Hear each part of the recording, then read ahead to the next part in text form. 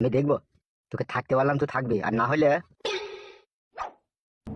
আমার কথার অবাধ্য হইলে মুখকে গুলি করে দেবো আর পুলিতে ধুমু বেরিয়ে যাবে তোর। মনে থাকবে তো কি বললাম?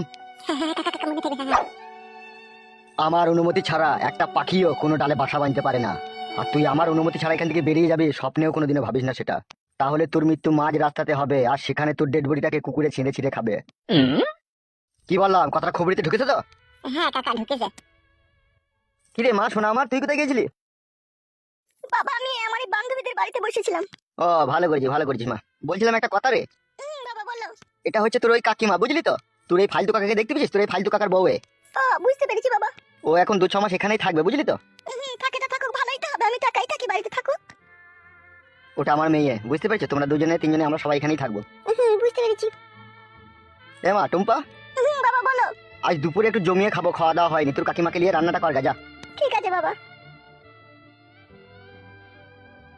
চলো কাকি আমার সাথে রান্না করে। চলো।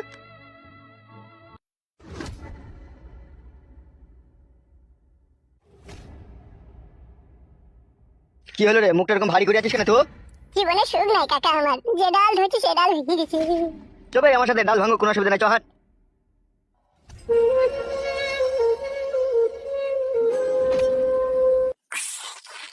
জটাই কাকা, কি হলো? চায় মারা চিনি দাওনি নাকি? সব দিয়েছে, বেশি কেলাই না খাইলে। এ জটা একটা পেঁয়াজি দে রে মোরা। ওইসব গুদ মারা লাইন ছাড়ো, 11টা পেঁয়াজের দাম পায়, কোনো দেওয়ার কোনো নাম নাই। আরে মোরা, লক্ষ্মী ভান্ডারের টাকা আমার বউ পেলি তোকে দিয়ে দেবো রে মোরা, অত চিন্তা করছি কেন? দে একটা পেঁয়াজি দে। বউকে লাউড়া বলো গা পেঁয়াজি করে খাওয়াবে, লক্ষ্মী ভান্ডারের টাকা বেশম কিনে। 95 টাকা কেজি পেঁয়াজ। গাড়ে হুঁশ আছে তো? তুমি তো খেয়ে আহু করতে করতে বাড়ি চলে যাবা। আর এই পেঁয়াজি বিক্রি করে টাকা ক্যাশ করে যদি বাড়ি নালে যেতে পারি, আমার বউ যা রাগি, তার দুধের মুটাই করে আমার আবার নামে দেবে। অত বড়া যদি বউকে ভয় করি রে বড়া, তা ব্যবসাকে করতে বলছি তোকে? ও খাটি ধারে দিলেই খুব ভালো হয় নাকি তোমার? বালচুদা, কত টাকা পাবি লিলি বে, বেশি কেলামো কেলামো কথা বলবি না। তুই বড়া টাকা দিয়ে দিবি রে বড়া, তোকে খেতে হবে না আমার দোকানে ধারে। ফেদা কপালি ছোড়ার দোকানটা করি, বিশাল ঘ্যাম হয়ে গেছে তোর। বাড়ি যাও, ফালতু মাথা গরম করে না, বাড়ি যাও। যাবো রে কাদা, বাড়ি যাবো, তোর বড়া খাবো না লেওরা। দোকানে এসে বড় বড় কথা মারাইলি, বড় বড় ডায়লগ মারাইলি, পকেটে বাপ থাকতে হবে হে। বাপ কি বে? বাপ মানে টাকা, টাকা মাল্লু থাকতে হবে। বালচুদা, মানুষকে কিভাবে কি করে অপমান করতে খুব শিখিলি, জিলাইবে 2 টাকার ব্যবসা করে। মারি দেখাও এই 2 টাকার ব্যবসাটা, হয়তো 2 টাকা খেয়েই তো দিতে পারছি না তুমি। দিতে পারছি না আমি? আমার বউ লক্ষ্মী ভান্ডার টাকা বিলি তো তোকে দিয়ে দেবো বললাম বে।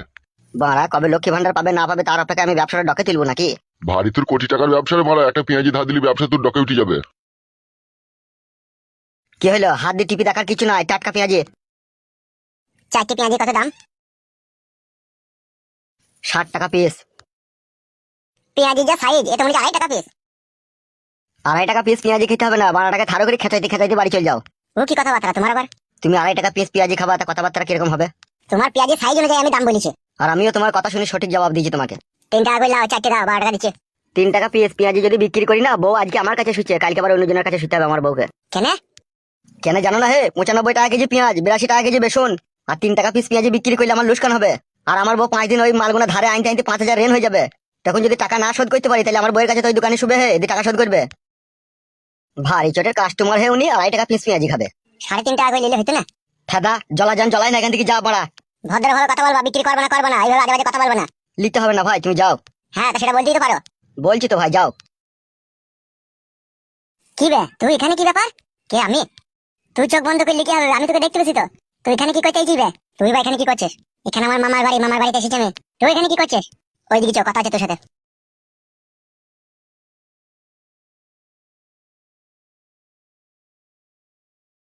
বাল কাপালি চুদা চাটা তো খেয়ে পালিয়ে গেল, 4-5 আবার গায়ে মেরে দেবে না তো? এসব বালের ব্যবসা করতে আসাই ভুল হলো। সঠিক কাস্টমার পেছনে ভরা একটাও। কি বলছিস কি রে ভাই, এসব তুই সত্যি করে? হ্যাঁ যা বলছি তোকে সব সত্যি কথাই বললাম আমি। এমএলএ সাহেব যদি তোকে ধরতে পারে, তোকে জানে মেরে দেবে তবে। বাল ছিঁড়ে দেবে সে। আমি জেলি তো সে কিছু করতে পারবে, আর আমি যদি সেই গ্রাম না যাই সে কি করবে? বিশাল ম্যান তবে তুই তাহলে। তুই দুটো ঘরে বউ থাকতে পারে, এমএলএ বউকে পালিয়ে কি আর করবো বল? আমি তো ভালোবেসে ফেলেছিলাম না, সেই জন্য। তা তোদের বাড়ির কি খোঁজ খবর বেকন? জানি না বাড়া। আমার বিশ্বাস হচ্ছে না তুই যে এমএলএ বউকে নিয়ে পালিয়েছিস। সত্যি করে বলছি ভাই, বিশ্বাস করতে আমি পালিয়েছি এমএলএ বউকে। তুই যদি এমএলএ সাহেবের বউকে নিয়ে পালিয়ে এসে থাকিস, তাহলে আমার একটা কাজ করতো। কি কাজ বল? আমি তো বড় এমএলএ সাহেবের মেয়েকে ভালোবেসে মার খেলাম, গাল খেলাম, সবই খেলাম, অথচ আমাকে গ্রাম ছাড়তে হলো। আমি তাকে পেলামও না। তা তুই যে বলছিস এমএলএ সাহেবের বউ তোর কাছে আছে, তা তাকে বলি তার মেয়েকে নিয়ে আসার ব্যবস্থা করে এখানে আমার হাতে তুলে দে। সেটা কি বানা সম্ভব এখন বল? ওর মা বেরিয়ে চলে এসে আমার সাথে, ওর বিটিটা যদি বেরিয়ে চলে আসে বাড়া, তাহলে কি কাজ হবে রে বাড়া? কি আবার হবে বাড়া? তুই এমএলএ সাহেবের বউকে বিয়ে করেছিস, তুই আমার বন্ধু হচ্ছিস, আর আমি এমএলএ সাহেবের বিটিকে বিয়ে করবো দিয়ে তোকে শ্বশুর বানাবো।